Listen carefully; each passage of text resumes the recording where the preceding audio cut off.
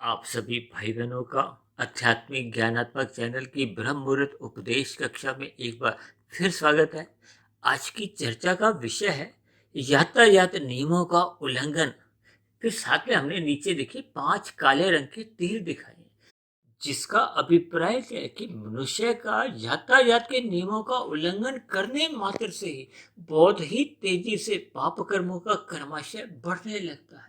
अक्सर मनुष्य इन छोटी छोटी बातों को अपने जीवन में महत्व नहीं देता। देखिए, ये जो लाल हरी बत्ती है, ये तो पिछले 100, 150, 200 वर्षों से ही इसका चलन हुआ है। जबकि देखिए, ये जो वेद शास्त्रों का ज्ञान है, जिसमें विस्तार से कर्मफल सिद्धांत का वर्णन आता है कि आपके हमारे किसी भी क्रिया द्वारा, कर्म द्वारा, जब अन्य किसी जीव को, केवल मनुष्य को ही नहीं, प्रकृति के अन्य किसी जीव को भी अगर पीड़ा होती है, कष्ट होता है, तो आपका हमारा पाप कर्मों का कर्माशय उसी क्षण बढ़ जाता है। उसी समय आपका हमारा चालान कट जाता है। देखिए, उसी समय चालान कटने का अभिप्राय है कि परमात्मा की जो सर्वव्यापी ब्रह्म शक्ति है, या प्रकृति की एक सर्वव्यापकता है, यानी प्रकृति की पहली नजर से आज तक कोई भी मनुष्य बच नहीं पाया। क्योंकि एक साधारण मनुष्य सत्संग के अभाव में या सतोगुण की न्यूनता के कारण जो वर्तमान समय में ही उसका जब चालान करता है, वो उसी को ही उस पाप कर्म का एक फल मानता है। अन्यथा एक साधारण मनुष्य प्रमादवश घर से निकलने से लेकर शाम को लौटने तक वो यातायात के नियमों का कितने उल्लंघन करता है, यानी कितने पाप कर्म करता जाता है, इसका मनुष्य को बोध नहीं होता। जैसे हरी बत्ती होने पर आपको चलने का एक अधिकार मिलता है, उसी तरह लाल बत्ती होने पर आपको रुकने का एक कर्तव्य निभाना चाहिए।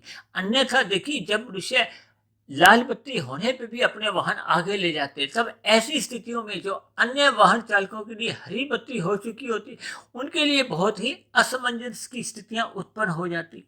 तब ऐसी स्थिति बनने पे देखिए, जिन लोगों को भी असुविधा हुई होती है, उतने संख्या पर आपके हमारा पाप कर्मों का कर्माशय बढ़ जाता है। अक्सर देखिए, एक साधारण मनुष्य इस छोटे से लाभ के लिए कितना अधिक पाप कर्म कर जाता है, और ये स्थितियां उसके जीवन पर चलती रहती हैं। तब ऐसी स्थिति में मनुष्य का पाप पुण्य कर्मों का कर्माशय का जो एक अनुपात है, वो बिगड़ जाता है। क्योंकि मनुष्य योनि तो तभी मिलती है जब संचित कर्मों में मरते समय पाप और पुण्य कर्मों की कम से कम तुल्यता रहती है, या पुण्य कर्मों की अधिकता होती है। इन सभी स्थितियों पर हमें भी विचार करना चाहिए, और सरकारों को भी अपनी स्थितियों पर कुछ विचार करना चाहिए। इन्हीं शब्दों के साथ चर्चा विशेष को यहीं विश्राम देते हैं। शाम को फिर मिलते हैं संध्या बेला ज्ञान कक्षा में।